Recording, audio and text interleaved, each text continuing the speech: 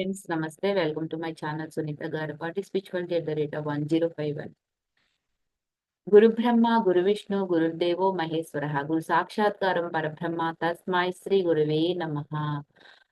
ఒక హిమగిరి గురువర్యులకు శిష్యుడైన యోగి స్వీయ కథ శ్రీ ఎం గారి గురించి మనం తెలుసుకుంటున్నాం గత కొద్ది రోజులుగా.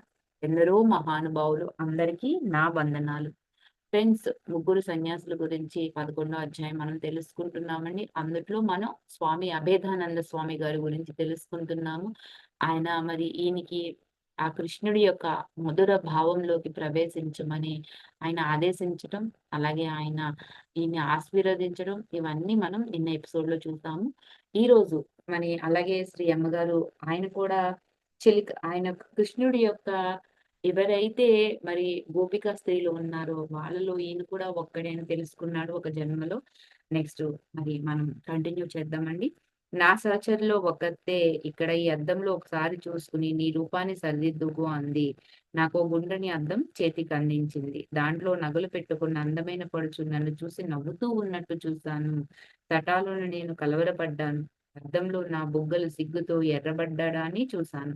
ముసిముసి నవ్వులు నవ్వుతూ నా సహచరులు ఈవిడ సిగ్గుపడుతుంది అని అన్నారు. విల్లులా వంగిన నా కనుబొమ్మల్ని, మత్తుతో బరువెక్కిన కనురెప్పల వెంట్రుకల్ని, ఎర్రని పెదవుల్ని చూసుకున్నాను. ప్రతిదీ బాగుంది. నేను నా ప్రియతముని కలుసుకోవడానికి సిద్ధంగా ఉన్నాను. నేను సిగ్గుతోనూ, ఆవేశంతోనూ కొంచెం కంపించాను. సంగీతం ఆగిపోయింది. మంచి గంధం తాలూకు ఘాటైన వాసన అక్కడ వాయువులో నిండిపోయింది. వెనక నుంచి ఎవరో నా భుజాలను పట్టుకున్నారు. గజ్జెలు, గాజులు గలగలలాడుతూ ఉండగా ఆడపిల్లలందరూ పారిపోయారు. నేను వెనక్కి తిరిగి నా నల్లటి ప్రియుడైన కృష్ణుణ్ణి తామరస నేత్రాల్లోకి తొంగి చూసి స్పృహ తప్పిపోయాను. ఎంతటి భాగ్యమో కదా! ఆ శ్రీకృష్ణుడే ప్రత్యక్షంగా ఈయనకి దర్శనం ఇచ్చాడు అంటే చూడండి ఫ్రెండ్స్, ఆ సన్నివేశాన్ని తలుచుకుంటేనే ఎంత తీయనైన అనుభవమో మరి. నేను తిరిగి లేచేసరికి తెల్లారిపోయింది. మరొకసారి మాత్రమే నా జీవితంలో ఇటువంటి అనుభవం కలిగింది. అది చాలా ఏళ్ల తర్వాత బృందావనంలో జరిగింది. తిరువనంతపురంలో సామూహిక సంకీర్తనం అనే నగర సంకీర్తనకు ప్రవేశపెట్టిన వాళ్ళలో ప్రథముడు స్వామి అభేదానంద. అవిచ్ఛిన్నంగా పవిత్రమైన దైవ నామాలను సంకీర్తించడం అనే అఖండ నామకీర్తన ప్రారంభించిన వాళ్ళలో కూడా ఈయనే ప్రథముడు. అది ఈ రోజుకి కొనసాగుతూనే ఉంది. అభేదానంద ఆశ్రమంలో వంతుల వారీగా జనులు సంకీర్తన చేస్తూ ఉంటారు. ఆ సంకీర్తనం ఆగనే ఆగదు. ఆ ప్రక్రియ నా ప్రక్రియల గుణాలను కానీ, దోషాలను కానీ చర్చించడం నా ఉద్దేశం కాదు. బహుశా అవి కొంతమందికి ఉపయోగకరంగానే ఉంటాయి. కానీ స్వామి అభేదానందుల సరళము, అమాయకము అయిన భక్తి ప్రవృత్తి నాలో గాఢమైన భక్తి వైఖరిని లేవదీసింది. అది నా చైతన్యపు మూల మూలల్లో ఎంత లోతు లోతుగా దాగి ఉందంటే దాని ఉనికి నాకే తెలియదు. చెంపజంతి స్వామి తరహా వేరుగా ఉంటుంది. ఆయన చూడటానికి అంతగా మనోహరంగా ఉండడు. అంటే ఈయన రెండవ గురువు, రెండవ సన్యాసి. ఆయన శరీరం సన్నగా దాదాపుగా అస్థిపంజరంలాగా ఉంటుంది. ఆయన జడలు కట్టిన జుట్టు తల చుట్టూ ఉన్న ఒక విచిత్రమైన టోపీలాగా చుట్టినట్టుంటుంది. సొగసు అనే మాటకున్న సాంప్రదాయకమైన అర్థాన్ని బట్టి చూస్తే ఆయన సొగసైన వాడు కాదు.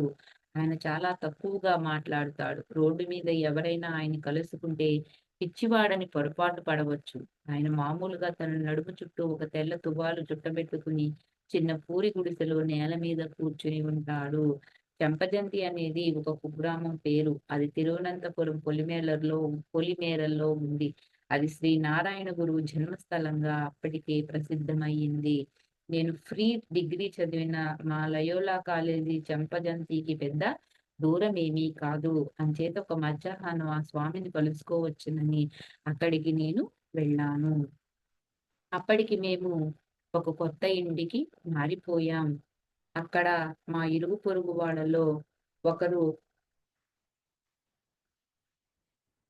స్వామి వారి పేరును చెప్పారు. అలా చెప్పిన వారి పేరేమిటో నాకిప్పుడు గుర్తులేదు కానీ, ఆ పొరుగు వారి నుంచే స్వామి మునుపు చంపదంతి గ్రామంలో టీ కొట్టు నడిపేవారని తెలిసింది. ఒక్ ఒక రాత్రి ఉత్తరాది నుంచి వచ్చిన ఒక సంచారక సాధువు ఆయనకు శ్రీరామ మంత్రం దీక్షనిచ్చాడు. ఆ నామాన్ని అవిచ్ఛిన్నంగా జరిపిస్తూ ఉండగా త్వరలోనే నామం తనను పూర్తిగా ఆవరించిందని తెలుసుకున్నాడు స్వామి. దానితో ఆయనకు ఎంత మత్తెక్కిందంటే భౌతికమైన ఏ పని చేయగలిగేవాడు కాదు. టీ కొట్టును వదిలేసిన దగ్గరలో ఉన్న అడవిలో ఉంటూ చాలా కాలం గడిపేవాడు.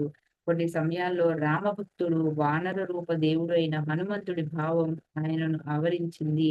అప్పుడాయన కోతిలాగే ప్రవర్తిస్తూ, చెట్ల కొమ్మల మీదే ఉంటూ, గింజలు తింటూ, ఒక చెట్టు నుంచి మరో చెట్టుకి ఊగుతూ ఉండేవాడు.